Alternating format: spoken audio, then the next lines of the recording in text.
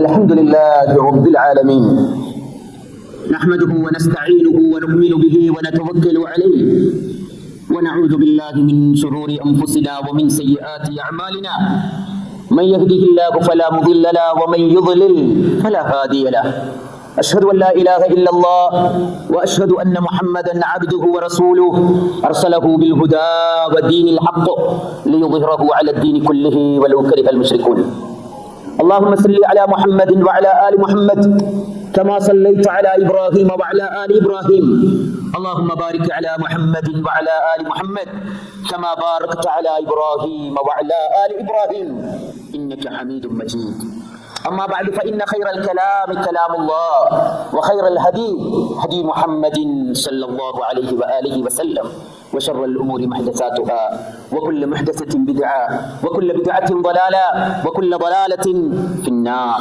أعوذ بالله من الشيطان الرجيم يا أيها الذين آمنوا اتقوا الله حق تقاته ولا تموتن إلا وأنتم مسلمون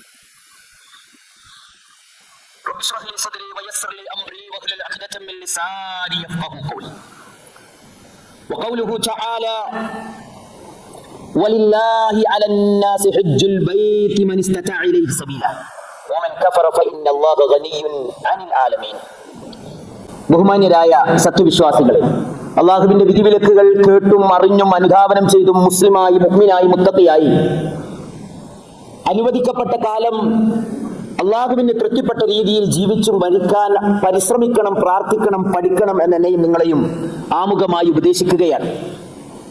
അതിനൊക്കെയുള്ള ഒരു അവസരമാണ് സത്യത്തിൽ വെള്ളിയാഴ്ചത്തെ ഈ ദിക്ർ. അല്ലാഹുവിന്റെ വിളിയിലേക്ക് ഉത്തരം നൽകി വന്നാൽ കിട്ടുന്ന ഒരു ഗിഫ്റ്റാണ്. യാ അയ്യുഹല്ലദീന ആമനൂ ഇദാ നൂദിയ ലിസ്സലാത്തി മിൻ യൗമിൽ ജുമുഅത്തി ഫസ്ഔ ഇലാ ദിക്രില്ലാഹ്. അല്ലാഹുവിന്റെ ദിക്റിലേക്ക് നിങ്ങൾ ധൃതി പിടിച്ചു വരാൻ വേണ്ടി അല്ലാഹു വിളിച്ചു. അവർക്ക് കൊടുക്കുന്ന ഒരു ഗിഫ്റ്റാണ് 2 റക്അത്ത് നമസ്കാരം എന്ന ഏറ്റവും വലിയ ഇബാദത്തിന്റെ മുമ്പ് നസീഹത്ത് എന്ന് പറയുന്ന ഒരു കർമ്മം. ഇത് അല്ലാഹു നിശ്ചയിച്ചതാണ്.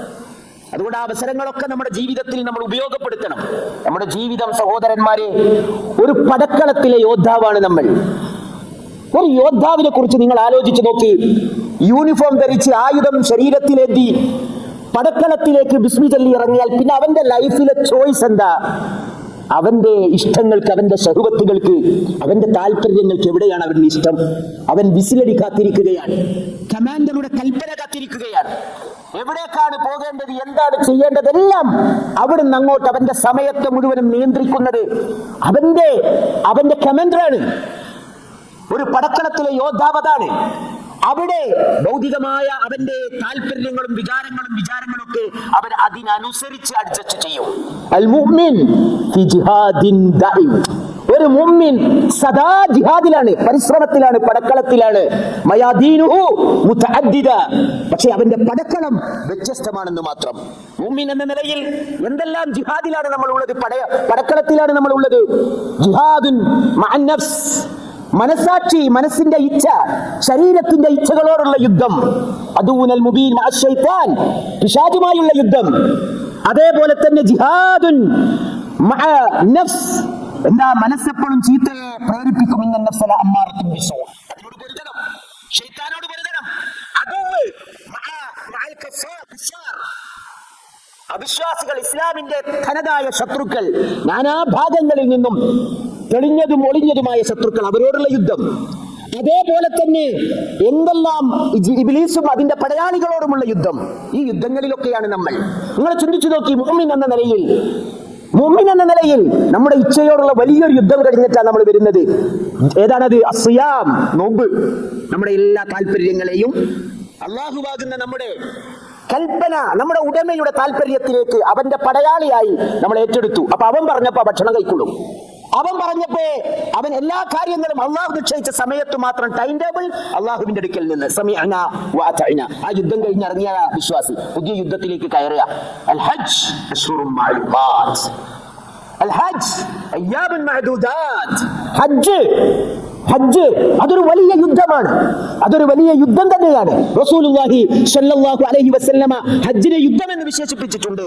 സഹാബി വനിതകൾ, പ്രത്യേകിച്ച് പ്രവാചകൻ സ്വല്ലല്ലാഹു അലൈഹി വസല്ലമയുടെ ഭാര്യമാർ, പ്രമുഖയായ ആയിഷ റളിയല്ലാഹു അൻഹ അടക്കം യുദ്ധത്തിന് പോകാൻ വേണ്ടി താല്പര്യം പ്രകടിപ്പിച്ചപ്പോൾ, യുദ്ധത്തിന് വിളിക്കപ്പെട്ടപ്പോൾ പുരുഷന്മാർ യുദ്ധത്തിന് വേണ്ടി അവർ ആയുധങ്ങളും വാഹനങ്ങളും പാതയങ്ങളും ഒരുക്കി തയ്യാറായി വന്നപ്പോ വിശ്വാസത്തിന്റെ വെളിച്ചത്തിലും ചൈതന്യത്തിലും അതിന്റെ പ്രഷറിലും സത്യവിശ്വാസിനികളായ പെണ്ണുങ്ങൾ വന്ന് നബിയോട് ഞങ്ങൾക്ക് യുദ്ധത്തിന് പങ്കെടുക്കണമെന്ന് പറഞ്ഞപ്പോ നബി അവരോട് പറഞ്ഞത് ഹജ്ജ്, നിങ്ങൾ ഹജ്ജ് ചെയ്തോ, കാരണം അതാണ് നിങ്ങളുടെ യുദ്ധം, അതാണ് നിങ്ങളുടെ ജിഹാദ്. കാരണം ഹജ്ജിന് സമ്പത്ത് വേണം, അതേപോലെ തന്നെ ശരീരം വേണം, ആരോഗ്യം വേണം, സ്വസ്ഥത വേണം, ഒരുപാട് കാര്യങ്ങൾ വേണം.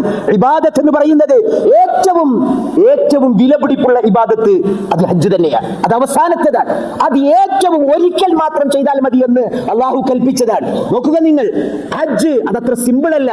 എന്താ കാരണം സിമ്പിൾ അല്ലെന്ന് പറയാൻ കാരണം അള്ളാഹുവിന്റെ പ്രവാചകൻ സല്ലല്ലാഹു അലൈഹി വസല്ലമ പറഞ്ഞു, ഒരു ഹജ്ജിന്റെ പ്രത്യേകത എന്താണ്? അൽ ഹജ്ജുൽ മബ്റൂർ ലൈസ ലഹു ജസാഉൽ ജന്ന. കൃത്യമായ എല്ലാ കാര്യങ്ങളും പാലിച്ചുകൊണ്ട് ഹൃദയ സാന്നിധ്യത്തോടുകൂടി പുണ്യകരമായ ഒരു ഹജ്ജ് ഒരാൾ നിർവഹിച്ചാൽ അവൻ കൊടുക്കാൻ അല്ലാഹു ഒരുക്കി വെച്ചത് ലോകത്തിലെ ഏറ്റവും വിലപിടിപ്പുള്ള സമ്മാനമാണ്. എന്താണ്? അള്ളാഹുവിന്റെ ചരക്കുകൾ എപ്പോഴും ഭയങ്കര വിലയാണ്. ആ ചരക്കുകളിൽ ഏറ്റവും വിലപ്പെട്ടത് ഏതാ? ജന്നത്തുള്ള അള്ളാഹുവിന്റെ ജന്നത്താണ്. ആ ജന്നത്തിനെ കുറിച്ച് അല്ലാഹു പറഞ്ഞത്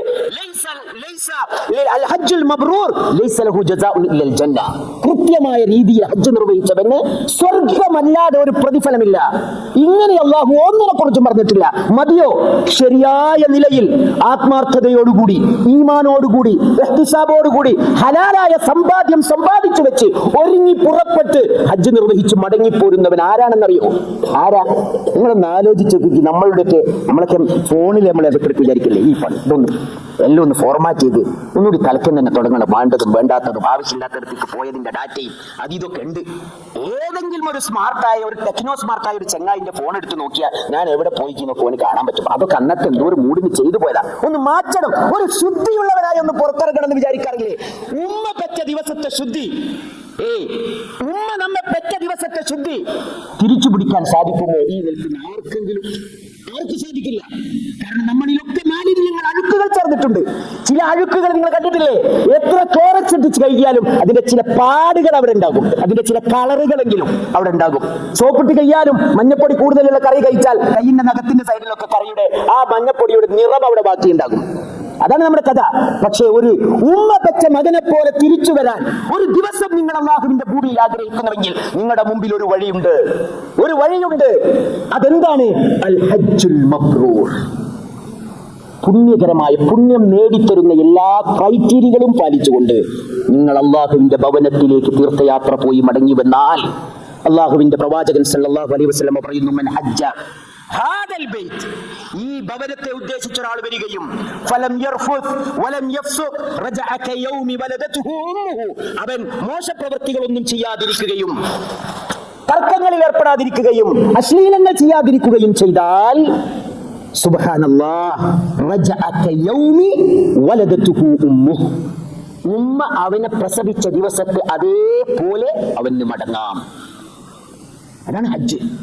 സഹോദരന്മാരെ, ഇങ്ങനെ ഹജ്ജിനെ കുറിച്ച് കൊതിച്ച എത്ര സമയം നമ്മുടെ ഹൃദയത്തിലുണ്ട്? അങ്ങനെ ഒരു ഹജ്ജ് ഭൂമിയിലുണ്ടെങ്കിൽ, അള്ളാഹ് എനിക്ക് തന്ന ആരോഗ്യം എന്റെ കയ്യിലുണ്ടെങ്കിൽ, അള്ളാഹ് എനിക്ക് തന്ന സമ്പത്ത് ഒരുപാട് എന്റെ കയ്യിലൂടെ കടന്നുപോയിട്ടുണ്ടെങ്കിൽ, നിർഭയത്വം, യുദ്ധമില്ലാത്ത സമാധാനത്തിന്റെ കാലം, യാത്ര ട്രാൻസ്പോർട്ട് സിസ്റ്റം വളരെ സുലഭമായിരുന്ന കാലം എന്നിലൂടെ കടന്നുപോയിട്ടുണ്ടെങ്കിൽ, ഞാൻ എത്ര വട്ടം അല്ലാഹുവേ അങ്ങനെയൊരു ഹജ്ജ് എനിക്കൊന്ന് ചെയ്തെടുക്കണമെന്ന് ഞാൻ ആഗ്രഹിച്ചിട്ടുണ്ട്. സുബ്ഹാനല്ലാഹ്, ഒരുപാട് ആളുകൾ ഇന്ന് ഹജ്ജ് നിയ്യത്ത് ചെയ്ത് പുറപ്പെട്ടുകൊണ്ടിരിക്കുകയാണ്. അല്ലാഹു സുബ്ഹാനഹു വ തആല സാലിമുൻ വാലിമുമായ നിലക്ക് അവർക്ക് പോയി ഹജ്ജ് ചെയ്ത് നിർവഹിച്ചിട്ട് മബ്റൂറായ ഹജ്ജോടുകൂടി തിരിച്ചു വരാൻ അല്ലാഹു തൗഫീഖ് നൽകുമാറാകട്ടെ. സഹോദരന്മാരെ, അത് അല്ലാഹുവിന്റെ കൽപ്പനയാണ്. വഅതിമ്മുൽ ഹജ്ജ വൽ ഉംറത ലില്ലാഹ്. ജീവിതത്തിൽ ഒരിക്കലെങ്കിലും അള്ളാഹു പറയുന്നുണ്ട് എന്തെന്ന്? നിങ്ങൾ അള്ളാഹുവിന് വേണ്ടി ഹജ്ജും ഉംറയും പൂർത്തിയാക്കണം. നമ്മെ ഇവിടെ സൃഷ്ടിച്ച് ഇവിടെ നമുക്ക് വായുവും വെള്ളവും ഭക്ഷണവും ഒരുക്കി തന്ന് നമ്മളെ വളർത്തി നമ്മളെ മരിപ്പിക്കുന്നതിന്റെ ഇടയിൽ ഇതിന് പകരമായി അള്ളാഹുവിനുള്ള ആരാധനയായി അള്ളാഹു ചോദിച്ച നമ്മളുടെ ഉത്തരവാദിത്തത്തിലെ ഒന്ന് ഒരിക്കലും മായ്ച്ചു കളയാൻ പറ്റാത്ത ഒരു ഉത്തരവാദിത്തമാണ് ഹജ്ജ് എന്ന് പറയുന്നത്. അതുകൊണ്ട് സഹോദരന്മാരെ, ഇന്നില്ലെങ്കിലും പടച്ചോനെ മരണത്തിന്റെ മുമ്പ് ഏറ്റവും അനുയോജ്യമായ സമയത്ത് ഒരു ഹജ്ജ് അതിന്റെ പൂർണ്ണ രീതിയിൽ ചെയ്യാൻ ഞാൻ തീരുമാനമെടുത്തിരിക്കുന്നു എന്നെങ്കിലും അള്ളാഹുവിനോട് വാഗ്ദത്തം ചെയ്യുകയും ടാസ്ക് ലിസ്റ്റിൽ അത് ഹൈലൈറ്റ് ചെയ്തു വെക്കാനും നമുക്ക് കഴിയണം. അതെങ്കിലും ഉണ്ടെങ്കിൽ ആദ്യത്തെ പടി നമ്മൾ കടന്നു. ഇൻഷാ അല്ലാഹ് ഏറ്റവും അടുത്ത ഒരു വർഷത്തിൽ ഹജ്ജ് ചെയ്യാൻ എനിക്ക് സാധിക്കും എന്ന നിയ്യത്ത് നമ്മൾ പുതുക്കിക്കൊണ്ടിരിക്കുകയും വേണം. കാരണം എന്താണ്? അള്ളാഹു ഒരു അഹങ്കാരത്തോടു കൂടിയാണ് പറഞ്ഞത്.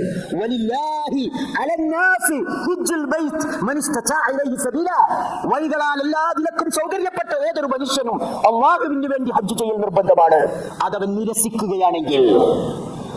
നിരസിക്കുകയാണെങ്കിൽ വമൻ കഫറ ഫഇന്നല്ലാഹ ഗനിയ്യുൻ അനിൽ ആലമീൻ. അറിയുക, ലോകരിൽ നിന്ന് അള്ളാഹു എത്രയോ നിരാശ്രയനാണ്. അള്ളാഹുവിന് നിങ്ങളുടെ യാത്രയും നിങ്ങളുടെ സമ്പത്തും ഒന്നും ആവശ്യമില്ല. അത് വിചാരിച്ചിട്ടല്ല, നിങ്ങൾക്ക് വേണ്ടി നിങ്ങളെ ഏൽപ്പിച്ച ഉത്തരവാദിത്വം പൂർത്തിയാക്കി നിങ്ങൾ ആ പരീക്ഷയിൽ പാസ്സായവന് വേണ്ടി. അതാണ് ജീവിതം, ഒരു പരീക്ഷയുടെ. നമ്മളുടെ കുട്ടികൾ എന്റെ മുമ്പിൽ ഒരുപാട് ടീനേജ് കുട്ടികൾ ഇരിക്കുന്നുണ്ട്. ഞാൻ സ്കൂളിലെ കുട്ടികളോട് പറയാറുണ്ട്, എന്താ പരീക്ഷയെ കുറിച്ച് അവർ അവലാതി പറയും, ടെസ്റ്റിനെ കുറിച്ച് അവലാതി പറയും. ഞാൻ പറയും, മക്കളെ, ഈ ദിവസത്തെ സ്കൂളിലെ ക്യാമ്പസിലെ ടെസ്റ്റാണ്, എക്സാമാണ് ഏറ്റവും ഈസിയർ. എന്താ കാരണം? ലൈഫും ഒരു എക്സാമാണ്. കാരണം സ്കൂളിലെ പരീക്ഷയ്ക്കുള്ള പ്രത്യേകത എന്താണെന്നറിയോ? ആദ്യം ലെസൺസ് തരും, എന്നിട്ട് ആ ടെസ്റ്റ് എടുക്കുക. ലൈഫിന്റെ എക്സ്പെൻസ് എന്താണെന്നറിയോ? ലൈഫിന്റെ ടെസ്റ്റ് ആദ്യം ഉള്ള ടെസ്റ്റ് തരും, പിന്നെ അതിൽ നിന്ന് ഉത്തരം കിട്ടുക ചെയ്യാം. അല്ല പരീക്ഷണങ്ങൾ തരും. ഇൽമു കൊണ്ട് മനസ്സിലാകാത്തവന് ഇടയ്ക്കിടയ്ക്ക് അല്ല ഒരു ടെസ്റ്റ് ഡോസ് തരും. അതിൽ നിന്ന് അവർ കണ്ണു തുറക്കും. അതിന് കാത്തിരിക്കരുത്. അതുകൊണ്ട് സഹോദരന്മാരെ, വല്ലാഹു അനിയ്യുൻ ഗനിയ്യുൻ അനിൽ ആലമീൻ. അല്ലാഹു ലോകരിൽ നിന്ന് നിരാശ്രയനാണ്. അല്ലാഹുവിന് നമ്മൾ ഒന്നും വേണ്ട, മറിച്ച് നമ്മൾ അല്ലാഹുവിന്റെ അടിമയാണ്. ആ ഉടമയോട് നന്ദി ചെയ്യുന്നതിന്റെ ഭാഗമാണ് ഹജ്ജ്.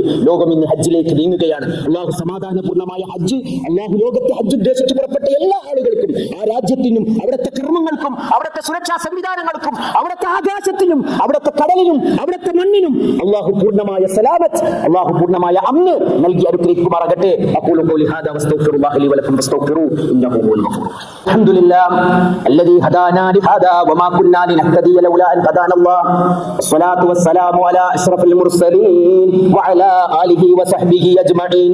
അമ്മാ ബഅദ് റബ്ബി ഇശ്റഹ് ലി സദ്രി വയസ്സിർ ലി അംരി വഹ്ലുൽ ഉഖ്ദതം من لساني يفقهوا قولي. أعوذ بالله من الشيطان الرجيم. يا أيها الذين آمنوا اتقوا الله حق تقاته ولا تموتن إلا وأنتم مسلمون.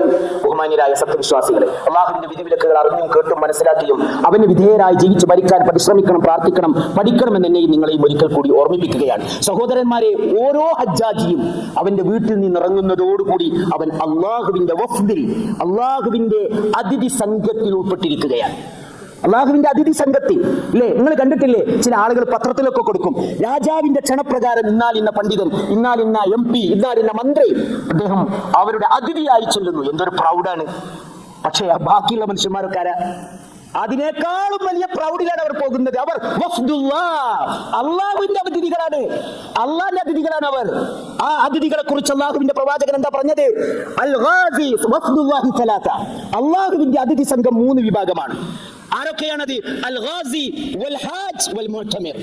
യുദ്ധത്തിന് പുറപ്പെടുന്ന പടയാളി, ഹജ്ജിന് പുറപ്പെടുന്ന ഹജ്ജാജ്, ഉംറക്ക് പുറപ്പെടുന്ന മുഅ്തമിർ, ഈ 3 ആളുകളുമാണ് അള്ളാഹുവിന്റെ അതിഥികൾ. എന്നിട്ട് റസൂൽ പറയാണ്, അൽ ഗാസി ഫീ സബീലില്ലാഹ് വൽ ഹാജ് വൽ മുഅ്തമിർ വഫ്ദുല്ലാഹ്. അവർ അള്ളാഹുവിന്റെ അതിഥികളാണ്. ദഅാഹും ഫഅജാബൂ വസഅലൂ വഅതാഹും. അവർ ചോദിച്ചാൽ അല്ലാഹു കൊടുക്കും, അവർ പ്രാർത്ഥിച്ചാൽ അള്ളാഹു അവർക്ക് വീട്ടിൽ നിന്ന് ഇറങ്ങുന്ന ആ സെക്കൻഡ് മുതൽ അവർ ആ പുതിയ സ്റ്റേറ്റിലേക്ക് കയറി ആ സമയത്ത് തിരിച്ചെത്തുന്നത് വരെ അള്ളാഹുവിന്റെ വഫ്ദ് എന്ന ആ ടാഗ് അവർ ധരിച്ച് കഴിച്ചു വെക്കുന്നത് വരെ അവർ എന്ത് പ്രാർത്ഥിച്ചാലും അള്ളാഹു ഉത്തരം കൊടുക്കും. സുബ്ഹാനല്ലാഹ്. അതുകൊണ്ട് ഹജ്ജിന് പോകുന്നവരോട് പ്രാർത്ഥനയ്ക്ക് വേണ്ടി പ്രത്യേകം വസിയത്ത് ചെയ്യുക. ഹജ്ജിന് പുറപ്പെടുന്ന വിചാരിച്ച ആളുകൾക്ക് അള്ളാഹു സുരക്ഷിതമായ ഹജ്ജ് പൂർത്തിയാക്കി തിരിച്ചു വരാൻ അള്ളാഹു തൗഫീഖ് നൽകുമാറാകട്ടെ. اللهم اغفر للمؤمنين والمؤمنات والمسلمين والمسلمات والاحياء منهم والاموات انك مجيب الدعوات يا قاضي الحاجات. اللهم اعز الاسلام والمسلمين واذل الشرك والمشركين. اللهم انا نعوذ بك من الزلازل والمحن ونعوذ بك من الشرور والفتن ما ظهر منها وما بطن. اللهم وفق اميرنا وولي عهده لما تحب وترضى وخذ بنواسيهما للبر والتقوى واجعل هذا البلد امنا مطمئنا سخاء رخاء وسائر بلاد المسلمين. اللهم رب اغفر لنا ولاخواننا الذين سبقونا بالايمان ولا تجعل في قلوبنا غلا للذين امنوا ربنا انك رؤوف رحيم. ربنا هب لنا من ازواجنا وذرياتنا قرة اعين واجعلنا للمتقين اماما. ربنا اصرف عنا عذاب جهنم ان عذابها كان غراما انها ساءت مستقرا ومقاما. اللهم اغفر لحينا وميتنا وشاهدنا وغائبنا وذكرنا وانثانا وصغيرنا وكبيرنا. اللهم انا منا احيه على الاسلام. اللهم توفيته ومن توفيته منا توفه على الايمان. ربنا اتنا في الدنيا حسنه وفي الاخره حسنه وقنا عذاب النار. واخر دعوانا الحمد لله رب العالمين.